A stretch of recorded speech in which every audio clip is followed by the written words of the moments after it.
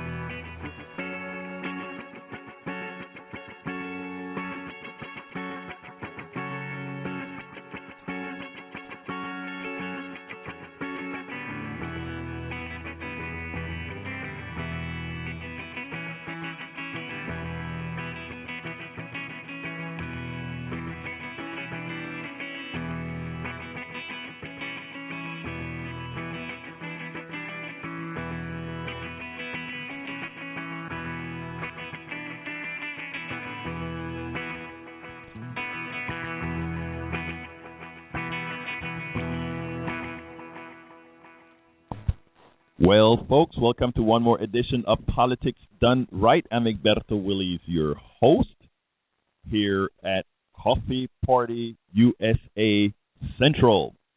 Well, we are at it again. The story continues.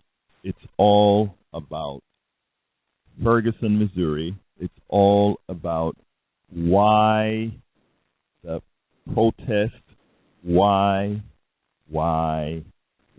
Anyhow, folks, are you tired of the protests in Ferguson, Missouri? Do you think the story is played out? Why do we continue to pound the story ad nauseum? Paragraph from a recent Jon Stewart skit says it all. Imagine that instead of that on a pretty consistent basis, Stewart said, you can get an effing cab even though you are a neurosurgeon because you're black.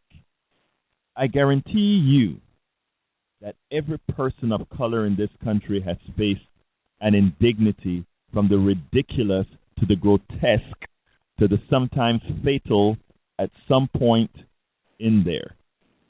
I am going to say last couple of hours because of their skin color. Quick story. So we live in New York City, a liberal bastion. Recently, we sent a correspondent and a producer to a building in the liberal bastion where we were going to tape an interview. The producer, while dressed in only what could be described as homeless elf attire and a pretty strong 5 o'clock from the previous week shadow, strode confidently into the building, preceding our humble correspondent, a gentleman of color, dressed resplendently in a tailored suit. Who do you think was stopped? Let me give you a hint, guy. And that sight happens all the time. All of it. Race, and this is the best part of his little skit at the end. Race is there, and it is a constant. You're tired of hearing about it? Imagine how effing exhausting it is to live it. Paragraph, or those 3 paragraphs at the end of Jon Stewart's piece said it all. You know, people are tired of hearing about this stuff. Let's get on to a more positive subject. Let's really do it. We're tired of this. We don't want to hear it anymore. But for those who must live this crap day after day with a smile, for those of us that go through life not talking much about it, but knowing you're a suspect. You're driving a car, you're suspect. You're shopping at Macy's, they're followed. They go into a restaurant with colleagues, they get different treatment. I'm not saying, folks, it's all over or it's 100% that it's the case. I'm not saying that at all. But what Jon Stewart said is pretty damn serious. You live it. You live it. When you don't have to feel it, it's great. When you're treated just fine, it is great. But for all those times that one must feel it, as Jon Stewart said, how effing exhausting is it living it? The media and many in America are going through contortions to rehabilitate the image of Darren Wilson. In the process, they needed to make Michael Brown a monster. They needed to make Michael Brown that big, black, menacing thug. They have already succeeded in many ways. The question is whether America will continue to live its past or its future. What are your thoughts? Let's talk about it, folks. I'll also be following our hashtag pound politics done right. Hashtag politics done right. If you have something to say, jump on the on our Facebook page or jump on the Politics Done Right Facebook page, or you can jump on the website Politics Done Right, or you can just send a tweet to Egberto Willies, and I will be following it. Actually, I forgot to set it up, so now as I speak to you, I am setting it up. And as well, folks, I have a blog of the week. I usually don't do that much on Coffee Party, on Politics Done Right on Coffee Party much. I always do it on Politics Done Right on KPFT, but I decided that today warranted one of those. Today warranted a blog of the week. And of course, you know what that blog of the week is going to be. Darren Wilson. Watch George Stephanopoulos attempt to justify Darren Wilson's killing softball lead-in interview questions. Actually, I shouldn't have said Darren Wilson killing of Michael Brown. I should have said Darren Wilson's execution of Michael Brown. I took a lot of flack at the Coffee Party page, and because folks said, you don't know the definition of execution. That wasn't an execution. That is hyperbole. Folks, no hyperbole here. The first few bullets were killings, or were there to effect a killing. The subsequent bullets made it an execution. Somebody at Party Radio said, "Oh, but an execution must be planned." I don't know what dictionary you're looking at if it says planned or unplanned. The planned behavior of this officer was to intimidate and kill. I don't care how you want to look at it, folks. This was an execution. Anyhow, Darren Wilson, first interview was a godsend for him. The interview was a sham. There were many holes in the story that George Stephanopoulos allowed to slide by with no pushback. The interview starts with George Stephanopoulos attempting to justify Darren Wilson's killing Michael Brown with a softball lead-in interview. Wilson claimed he politely asked Michael Brown and his friend to move over from the center of the street. Does anyone believe Wilson was really polite when he approached Michael Brown? Dorian Johnson, Michael Brown's friend, said Wilson used an expletive as he shouted at them from his car. Specifically, he told them to get the F out of the street. There was nothing nice about his demeanor towards these guys. And for those who said, well, you weren't there, I know we weren't there to exactly hear what occurred, but the past is prologue. And trust me when I say many of us have seen the reaction I've been to events, personally myself, where the tonality of the officer changed relative to whom they were speaking to. Continuing the blog, Darren Wilson claims that punches started flying. The pictures reveal no real injuries, and within the blog, I linked to several pictures of this guy who was supposedly beaten up by Michael Brown. Just a little bit red in the face, and who knows, that could be a slap of his own. If, as Wilson said in his grand jury testimony, he believed Michael Brown could have been armed, it makes no sense that he would have left his car chasing Michael Brown. Michael Brown was a tall, fat man. That's a reality. Let's put it that. He was a tall, roly-poly, fat dude. Darren Wilson, a tall, muscular man. The Hulk Hogan similarity in versus Wilson as a 5-year-old is ludicrous. Listen to Stephanopoulos giving Wilson's testimony and assist, reminding him he is figuring out how to get out of this situation of being attacked by Brown. Let me digress from the blog a bit. Both of these guys are over 6'3". They're both about 6'4". In fact, I believe Darren Wilson may be a tad taller. But I could be wrong. But he could be a tad taller. But they're the same size. He is tall. He's muscular. He's agile. Not carrying around all that fat.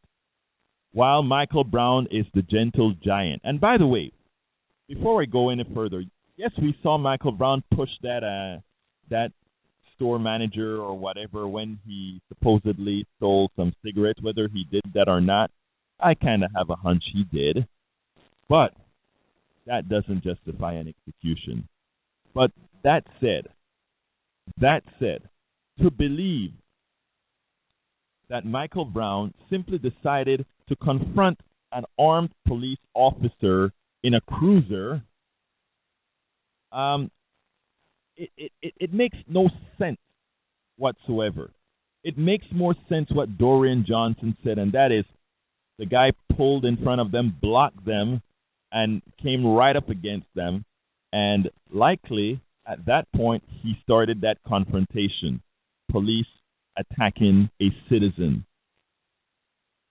Darren Wilson must have America believe that the bravado of an 18-year-old Michael Brown would not be concerned about a police officer pointing a gun when he states that Brown said he was too much of a pussy to use his gun. A black man would never tell that to an armed cop. It would be certain death by cop. Stephanopoulos just accepts this at face value. No queries, no requests for corroborating that relative to what Dorian Johnson said. No corroboration. No corroboration whatsoever. Wilson was in the safety of his car. If he ever felt threatened, he would have used his gas pedal and then called for backup. Stephanopoulos does not even probe his statement of feeling threatened. Stephanopoulos attempted to make Wilson a victim that simply had to use his gun. After all, he made sure that America, it was the first time, made sure America know to tell America. He made sure to tell America. This was the first time Darren Wilson had ever used his gun on a citizen. Wow. The first time Darren Wilson used his gun on another human being, what did he do? He executed that human being. The very first time he used his gun. Right. Darren Wilson was subsequently allowed to set up the out-of-control angry black man as a predator narrative. Wilson was about to go off script when asked why he did not stay in the car. Stephanopoulos did not even notice it. Brown was about to say he is not something, but then held back. I wonder what he was going to say. You know, that bravado, that police bravado, and that hate that he tried to suppress within that interview was about to come out.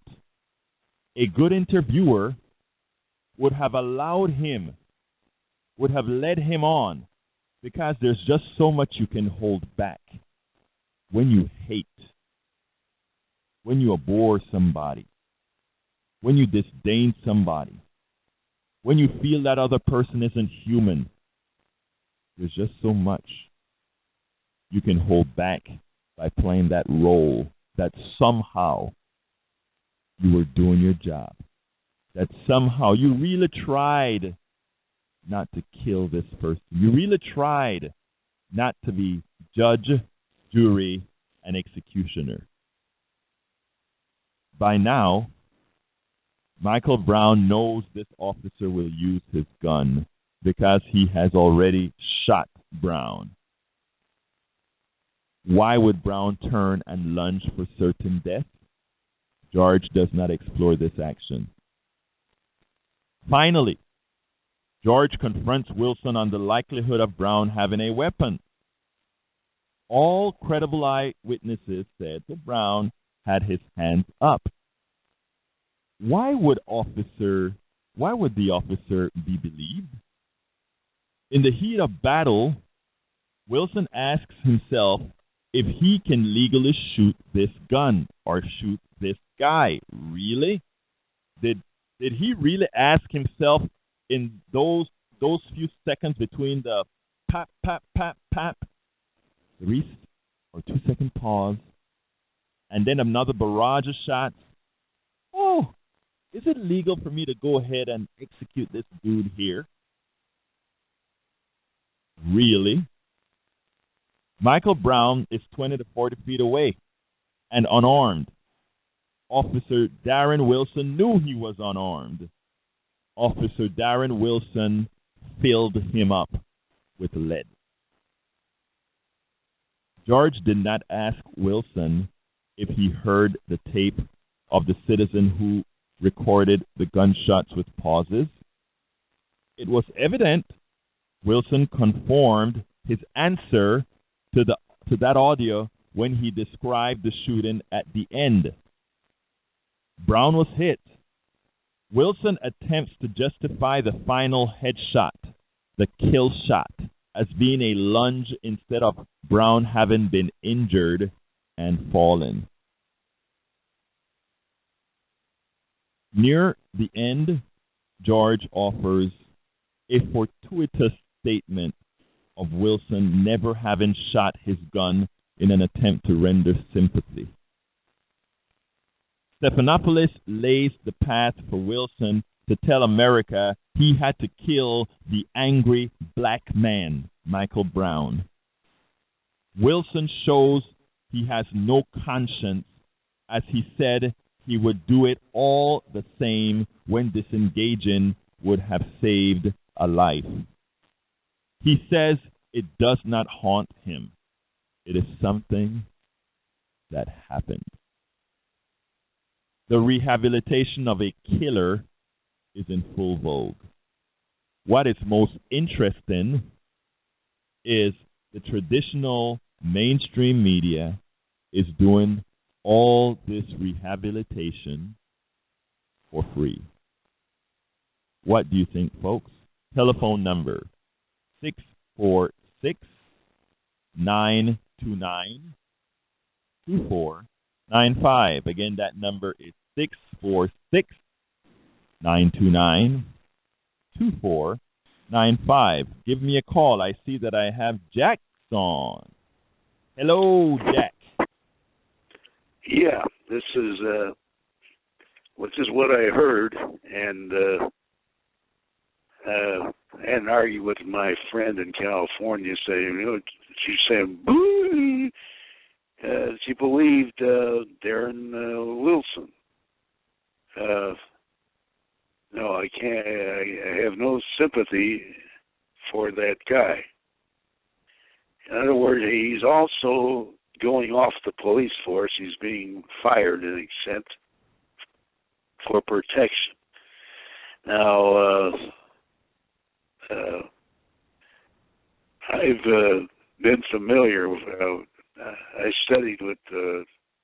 I was with the St. Louis Metropolitan Youth Commission back in 1965, when Ferguson was probably 2/3 white. I didn't know it was North St. Louis County until recently. I heard it was North St. Louis County. Now, I hate. The whole solution would be community policing, and that would be the police have to be familiar with the people they're serving, protecting. To protect and serve is the slogan of the Los Angeles Police Department. I was in L.A. for 39 years, and I agree with no sympathy with that. No excuse for that guy, for Darren Wilson, and don't believe in that. And I always thought that to begin with, that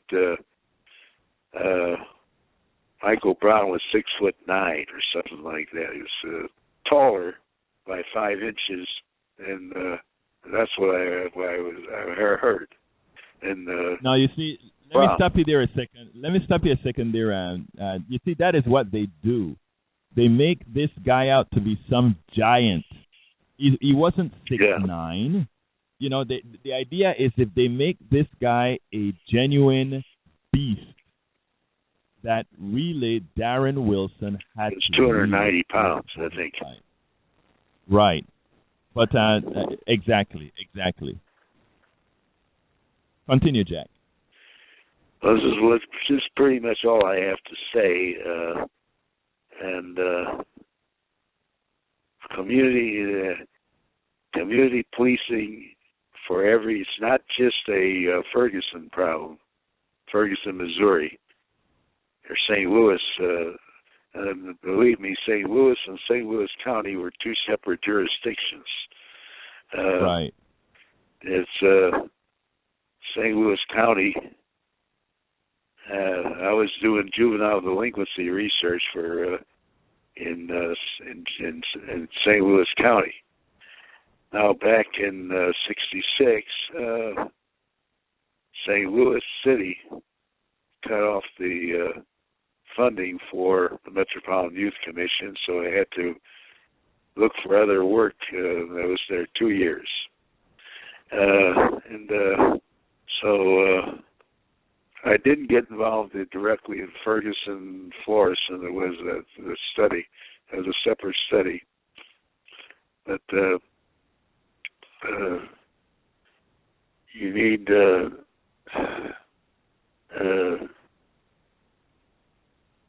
right.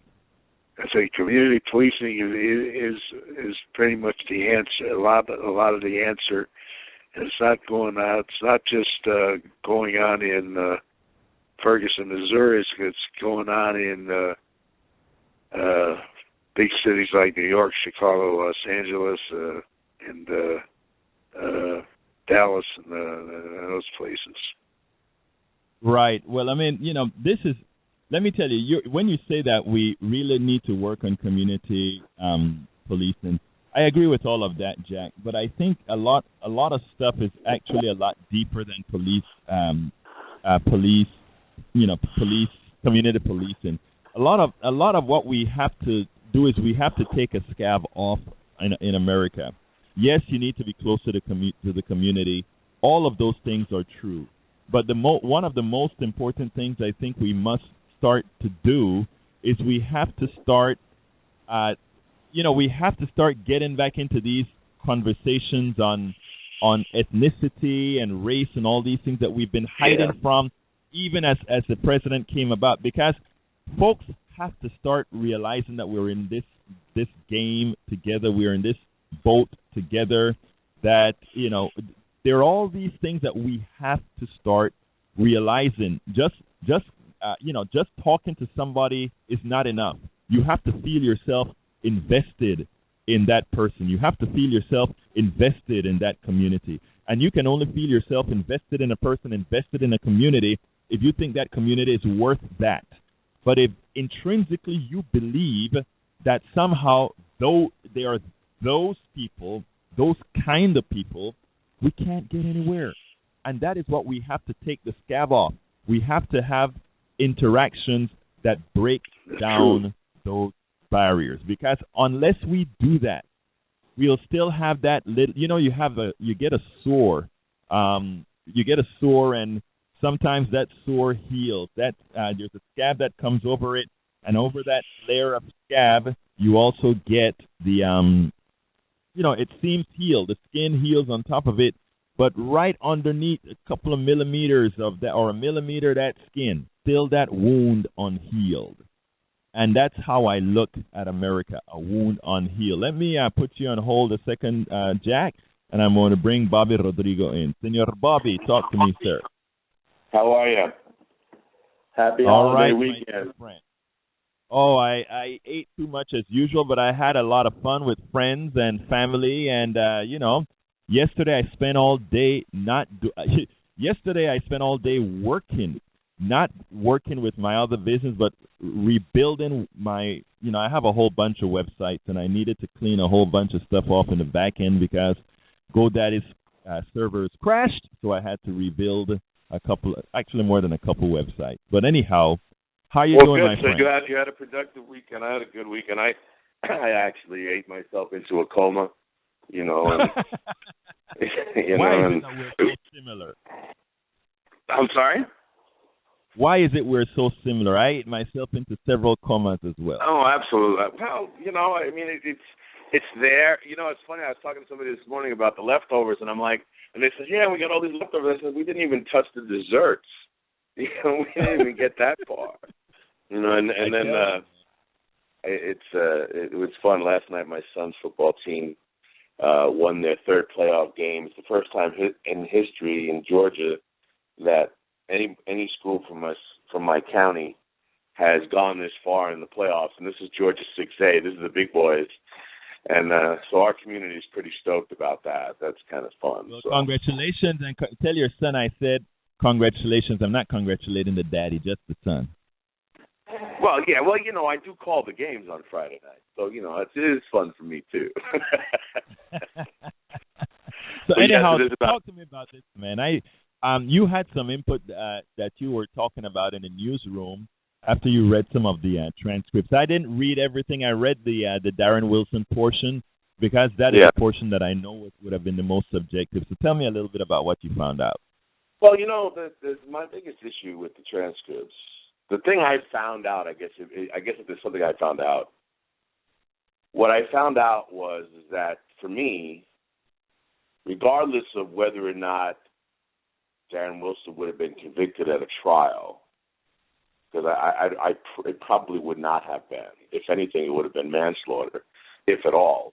But he should have been indicted. And the reason he should have been indicted, in my view, is because, well, a couple of reasons. One is because the prosecutor in this case did not present the case to the grand jury the way probable cause approaches are by prosecutors at all. This hearing, this grand jury process, should have lasted 3 hours. The fact that the fact that Wilson was allowed to testify for 4 hours is an absurdity in the grand jury process just by itself. when regardless, in different states have different rules, but what happens is that defendants or targets, I shouldn't say defendants, targets of grand juries can request to speak in front of a grand jury. Some states have to do by motion. I believe most states have to do by motions if they allow it at all, and then some states have a statutory allowance that can do it. But all of these appearances are limited to statements because they're not asked any questions unless the prosecutor chooses to do that. Their whole testimony, statement, or whatever can be as long or as short as the prosecutor who is presenting a case wants it to be. And if the prosecutor wants to rush the person out there, even before anybody asks any questions, that's a common thing that happens. The prosecutor essentially handled himself and his process like a trial, and was as much of a defense attorney for Wilson as he was anything. It was actually amazing to go through these things. A lot of the stuff that was even presented would never have been normally it's not presented in any kind of grand jury process, and only presented in a trial. So in that regard, it was a sham, and that explained and kind of filled in a gap for me. For when McCulloch had made his statement, all of a sudden here come all the documents backing it up, and it's a distraction to the real issue because, oh, yes, we got to analyze, but when the legal people got a hold of it, and I have a legal background, as you know, when we're looking at it and go, wait a minute, why is this man on the stand testifying about all this stuff at a grand jury proceeding? With no cross-examination. Well, cool. Well, the funny thing about that aspect of it, and agreed, of course, but the funny thing about that aspect of it is that usually the person who would be cross-examining what would then be a defendant would be the prosecuting attorney. So this is why I say he was actually more like a defense attorney than he was anything else, because he's the person who's supposed to be picking the guy apart. So it was handled. It was handled so not to be. And there's some numbers that are important. I'll give you an example on why this is a little bit absurd. On the federal level, for example, the 538 organization, you're familiar with them, the one that does the Nate Silver. Right, exactly. The 538 reported this past week. U.S. attorneys prosecuted 162 cases in 2010, just picking a random year. And that's the year that we have full data that has been released, because of course it takes them a minute to get all this stuff together. So 162,000 cases were prosecuted by the United States attorneys, pick a jurisdiction. Grand juries declined to return an indictment in 11 of them out of 162,000. So that's That's funny. 0.01%. Give you an idea. Grand jury indictments are rubber stamp. It's amazing that he was not indicted in that regard. Now, there are some other numbers that are just as important, and for your listeners, they can look at this at 3 o'clock on the Coffee Party main page, because it'll be posted there. But when it comes to indictments of police officers, for example, if you give me a minute, I'm going to pull it up for you, which I'm doing right now. While you pull it up, let me do a station ID. Folks, this is Politics Done Right on Coffee Party Radio. Please note this is a call-in show. You can call at 646-929-2495. Again, that is 646-929-2495 at 12:36 Central Standard Time. We're currently live. So we have, found it? 90% of the grand juries return indictments against civilians. Less than 2% of grand juries return indictments against police. 29% of police officers tried on criminal charges are convicted. 76% of police officers admit bending the facts to establish probable cause. 21% of police officers have seen another officer use unnecessary force. 25% of police officers have seen an officer harass a civilian due to race. 92.7% of 2013 arrests in Ferguson involved a black suspect. Every 28 hours, a black person is killed by police, security guards, and vigilante law enforcers. 66% of those killed are under 31, 96% are males. Then it goes into some other numbers, but just to give you some ideas. 67% of all residents of Ferguson are black. 29.3% of Ferguson residents are white. 94.3% of Ferguson's police force is white. 92.7% of all I already mentioned that one. 21% of police officers reported having seen a fellow officer use the force more than necessary. 8.5% of police officers report failing to report that use of excessive force. Luckily that's a low percentage.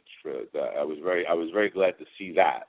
The 400 justifiable homicides are reported annually by law enforcement to the FBI.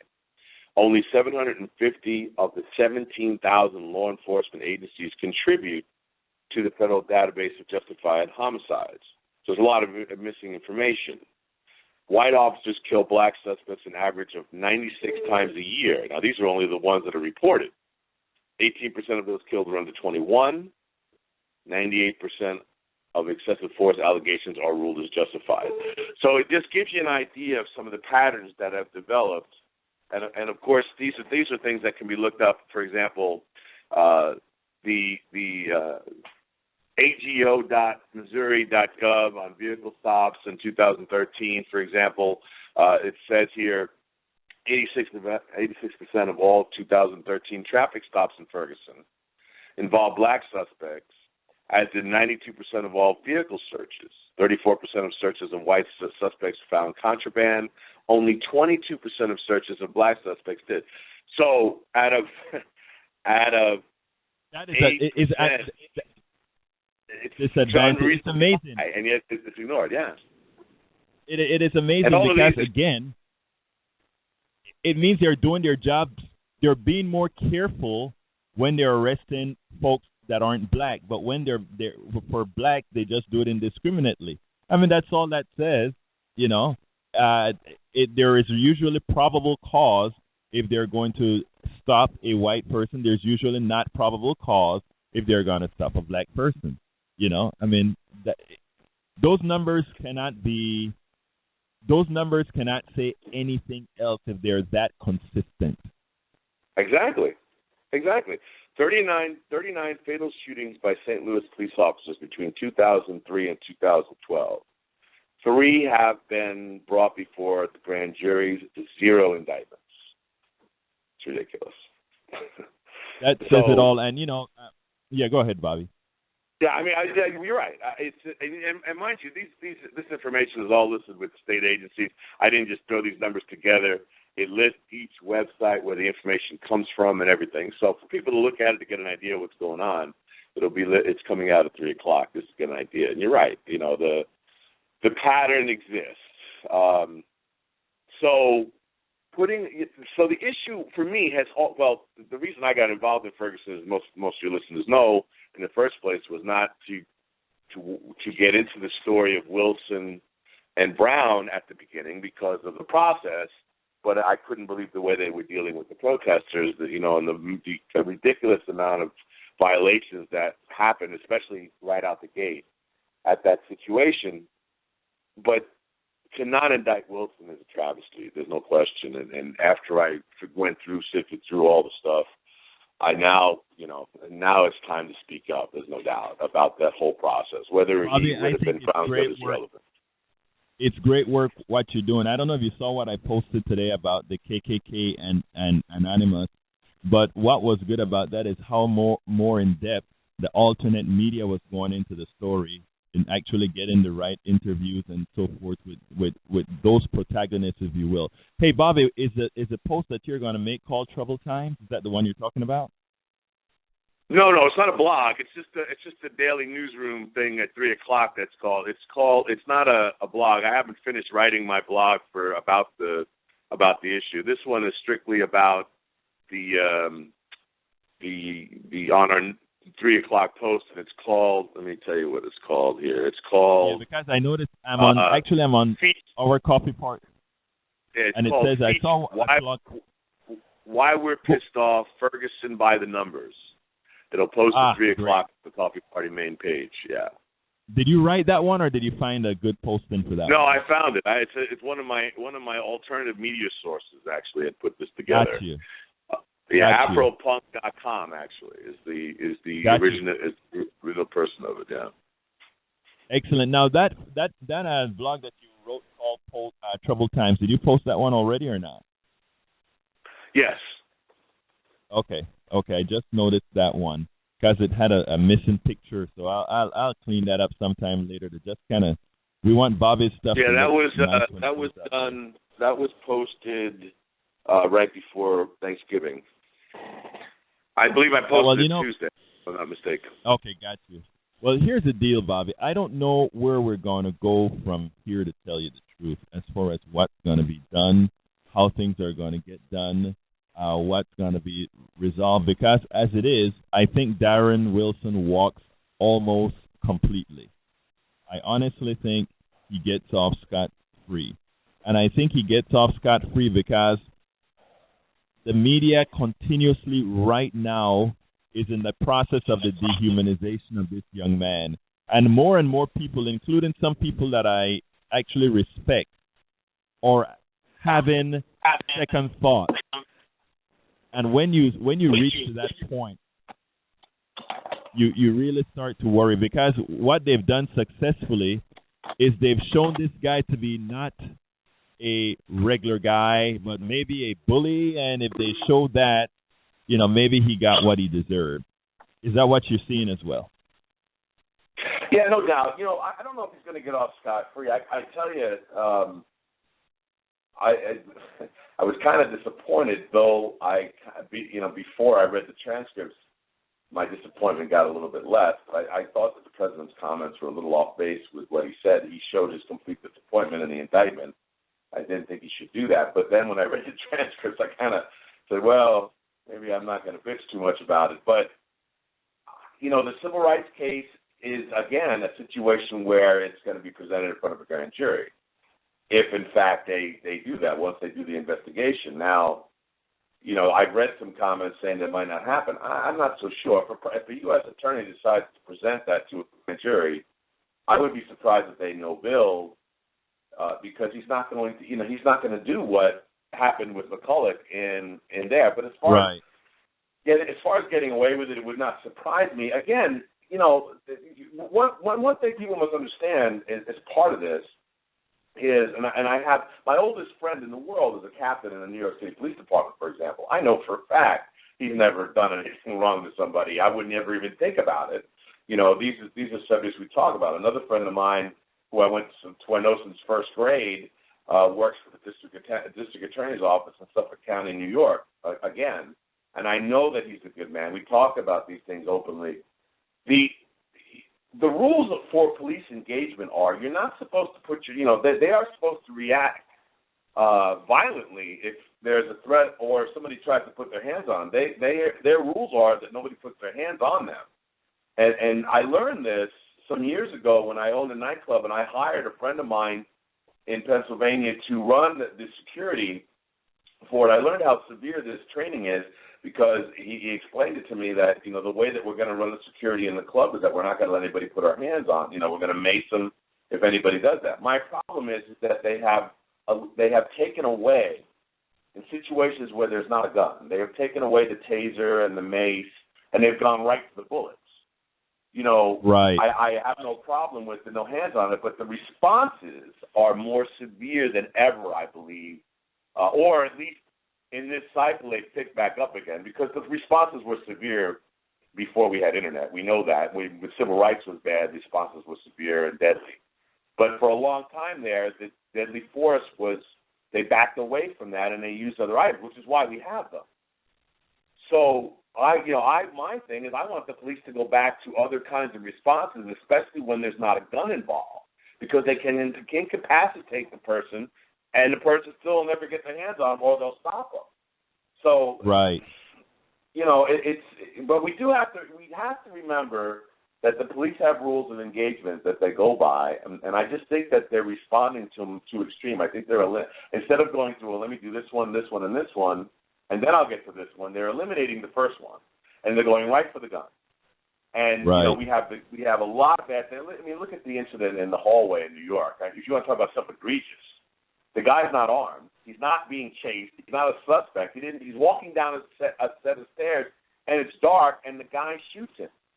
Now, this was the New York Examiner classified it as a homicide, and I believe a lot of that has to do with him being a rookie cop because he hasn't gained any oaths yet. Right. But that's an egregious situation there where you didn't. If you really thought that if you had this freaked out response and somebody was a danger, tase them. And then check out Cleveland. Hold on a second, Bobby. Looks like Jack wants to say something else again. Jack, did you want to say something else? Yeah, well, yeah. Did I catch you off guard or what? Yeah, it sort of caught me off guard, but I think I do need sort of alliances with police. I'm so stressing that community policing is one of the answers to it, and I'm trying. I hear you, Jack. The reason I called on you, Jack, is I thought but you placed your hand up, you pull it down, and then you put it up again. So I said, oh, he must be in a hurry. But get your thoughts together, and then we'll close you out when I close out in a few. Yeah. So I'll get back with you. So get your thoughts together, my friend. Ferguson. Yeah. Anyway, Bobby. Yeah. Jack, I think I caught Jack off guard, even though he raised his hand. But well, it's because he probably ate himself into a coma as well. Jack is our guy. Yes, he is. Yes, he is. But we'll have him close out the show in a few minutes. But before we close out the show, where do you think we go from here? Well, of course, one of my things is that if we behaved closer to the Constitution, we would behave properly, and this is certainly one area because regardless of the person being accused, we're not supposed to behave like the criminals as far as a law enforcement society, and we have to again remember those protections. People have the right to due process before they lose their liberty, property, and certainly their life. And I'm hoping, my hope is that we do that. I think that the militarization of the police, the continued division that our media promotes and our elected officials, these morons that we are putting in office who just roll this stuff all over us, and the media who bites it, the media responses to the Ferguson have been completely irresponsible, from the protesters to the process, and obviously there are some that are not. So I think that where we're going is that more people are going to be engaged on this issue. The cameras are going to come out a lot sooner, and hopefully it'll stop it before something happens so bad that we're going to get sick to our stomachs like we do anyway. I'd like to believe the positive and hope that as a society we'll take the better steps to talk to each other. We're going to have to get the police and the communities are going to have to talk more about this anyway, about their process. Like I said, I think they're going to the lethal force way too quickly, in these cases. They don't have to do this in these cases. So I'm hoping that the engagement gets them to take a look at it and that, and then of course the prosecutions, that they are prosecuted when they do it, and they're sanctioned at least so they know not to do that anymore. Well, Bobby, on Tuesday, or rather on Monday on my KPFT show, Politics Done Right on KPFT at 9 o'clock on Monday, I actually have, you ever heard of this activist rapper in Ferguson named T-Dub-O? T-Bo, yeah, T-Dub-O, yes. Okay. Mm-hmm. T-Dub-O is going to be on my show on Monday, and he is going to be talking about, this is interesting because he was on the Ed Schultz show on Friday, I believe, on Thursday, I believe. No, it was on Wednesday. He was on the Ed Schultz show on Wednesday, and he said that he was under surveillance by the cops. They followed him from a TGI, held guns to his head along with the Palestinian journalist that's been having all those live feeds with over 90,000 people watching. They put guns to their heads, and so he came on the show. And when I saw that, I'm like, wow, that's heavy. That means they're fearful of his organization's organizing skills. So I sent him a tweet, and he, invited him to the show, and he tweeted back, and we kind of got together and spoke for a while. And he decided, yeah, I'm going to do the show. So he's going to do the show on Monday, and we're going to go over what's really going on the ground in Ferguson. So that should be a good one to watch or to listen to. That's fantastic to hear. And I got to tell you, one of the things that please discuss with him is how the majority of the protesters that are there are not violent or not thugs. Because one of the three responsible things that are coming out of this is that the thugs and the rioters, and I know it's not true just from Dan Johnson being there the first time. If you remember, I was going to go the first time and I couldn't get away. Right. This is ridiculous what's going on and how it's being promoted as something other than what it is. Which is but people who are protesting. Even worse, Bobby? Huh? Bobby, it is believed that some of the rioting is actually plants. In other words, they're planted in, and in fact, even the burning down of the store, one of the stores out there, they believe all of this is kind of tied together. So, the conspiracy theories are starting to flow. Yeah, no doubt, no doubt, and we're feeding into it. I'm really disappointed in how unintelligent certain groups in our society have become that used to not be, to be honest with you. As a group, I grew up a liberal, and I, as I've talked to you many times, I come from the left. St. Reagan made me an activist with the crap I saw during his, yeah. And, so I'm amazed. I've had a number of interactions with liberals recently that have really disappointed me in how they're just following, they're stepping in line with what they're being told by our media more than I ever have seen in my life. Is that scary, Bobby? Bobby, is that scary or what? You're experiencing the same thing that I'm experiencing with liberals that should know better, actually coming to the defense of Darren Wilson. But the thing about it is, I would understand. Look, Bobby, there are incidences that seem like this where the police officer really had to do what he had to do. This isn't the one. This isn't the one. No, again, this is the an instance where like I said, they jump right to the excessive force. Now, mind you, like I said, Darren Wilson puts his hands on him. I get it. My concern here is why wasn't there an indictment? Because the person was obviously this far away when he's shooting him. Period. That's we're taking a human life here. There has to be a process.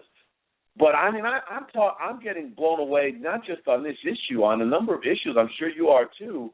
By the group of society that was never that way, that we're always questioning, always wondering what the realities are, and it's really messing with my head. I gotta tell you. I hear you, Bobby. I hear, but anyway, Bobby, it's time that we're going to shut this baby down. So I'm going to give you the last word before. So hang on there. Let me get. I'm coming to you right now, Jack. So be prepared to give me a quick closing statement. Then I'll go to close out with Bobby. Give me a quick closing statement. Yeah, well, quick closing statement is that we need police relationships. We got the racial issue, and I excellent. know I was okay. I know going back to 1950. I was in the first interracial fraternity maybe the only interracial fraternity in the United States, Beta Sigma Tau. We had Chinese, had blacks, had Hispanics, all relationships, and we had a sister fraternity with women, girls of all races too, and you get along. And that's how you get along. You need these it's a matter of education, and it's You're right, Jack. Of going back, and you have to go back maybe to the age of my great grandson Gavin at 3 or 4. He's 4 right now. Just had a 4th birthday the last about 10 days ago. It's 28th. He had the 18th. So, 29th. Okay, 11 days ago. And I hear you, Jack. I got to go. Most people my age have been sucked in. There's one of our friends in Facebook said she admires me because I can't think of her name right away. I think it's not Claygorn, but I hear you. I understand what you're trying to say. I got to go now because of the time, Jack. But look, thank you as usual for listening. Yeah. Thank you as usual for calling, my dear friend. We'll talk again next week. Bobby, bring us home. Closing note, in 2013, 27 officers were killed in this country. 15 were killed by white males, 11 by black males. So why is it that there's more danger when they're confronting a black male? Remember, people, it's not as simple as it seems at the surface. Take a look underneath the covers to see what's really going on. And you have a great day. Thank you very much for your thoughts, Bobby. Thank you very much for your thoughts, Jack. You are indispensable. Now, folks, please do remember, visit us at coffeepartyusa.com. Again, that is coffeepartyusa.com.